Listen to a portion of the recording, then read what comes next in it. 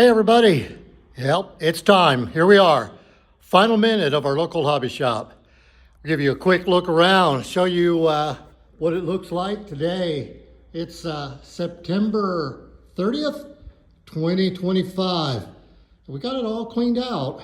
Well, at least as clean as you can get it without a fresh coat of paint and some carpet cleaning and everything that'll make ready for the next tenant that's going to take over in here. But hey, before we go, got one quick question for you. How'd we do?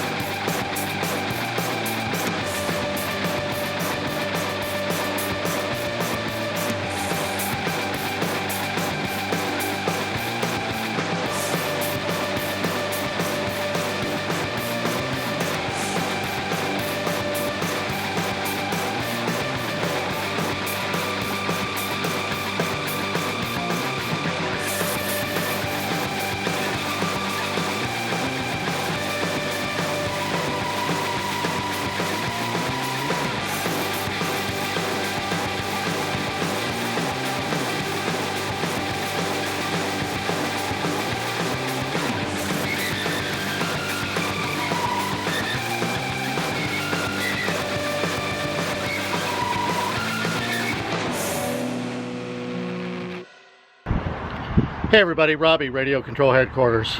Today is a day unlike, very unlike many others. It's August the 25th, and standing out here at the track. A few moments before we get ready to remove it. Yep, today's the day. You know, I've been in this business a little while now, and I've probably seen 100 videos of racetracks closing, and the owner or somebody taking a second to talk about it. And well, today's my turn. I didn't want to just rip it all out and not at least say something.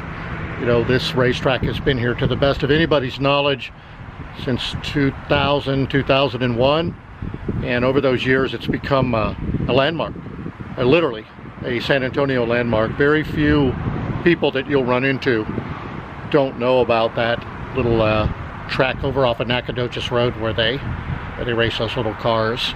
It's all coming to an end. It's time for us to move along, and I wanted to take a couple of minutes just to kind of acknowledge a few things here, you know, before this thing is gone today, over the course of the week.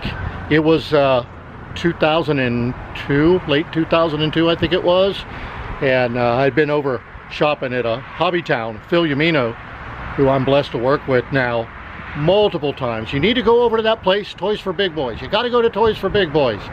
You know, you're into off-road, you're gonna love it over there.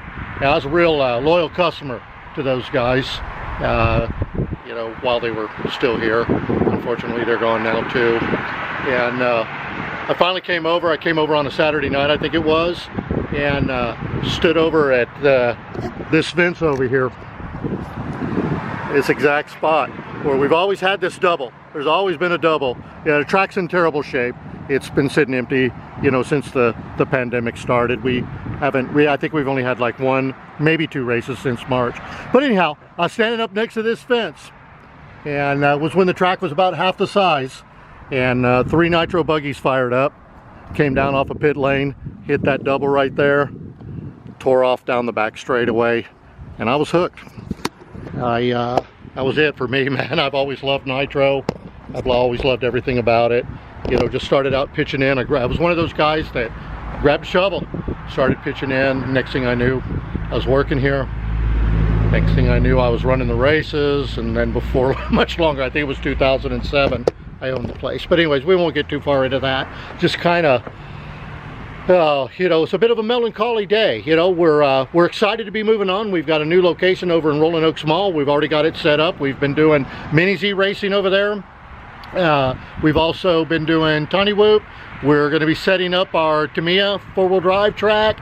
Hopefully we'll have a race there, not this weekend, like whatever this weekend is, the 29th, but one of the first weeks in September. So there's a lot of really cool new things going on, but you know, just wanted to take a second and send the old girl off.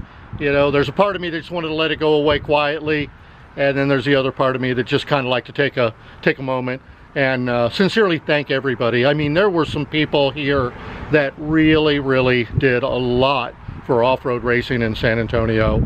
I don't want to get into names. You know who you are. There were people that gave to this place in ways that worked for them. You know, some helped with promoting, some helped with posting on social media and generating interest. Some people were like me and they grabbed a shovel. Other people helped with purchasing trophies, just showing up and anchoring classes. And RCHQ has been, this little track here has had a very long run. You know, typically tracks don't last nearly this long, you know, 2, 3, 4, maybe 5 years. And this one's what, almost 20 years old now, 19, of continuous operation, which is pretty incredible. We're having a good time inside. We got a large air-conditioned indoor building. So anyhow, let's go ahead and wrap this up real quick. Just one last look around here before we tear all of this out. It's going to look a whole lot different tonight. And you know, I just wanted to kind of just take a moment, make sure there's the dumpster. I don't think we're going to get it all in that thing.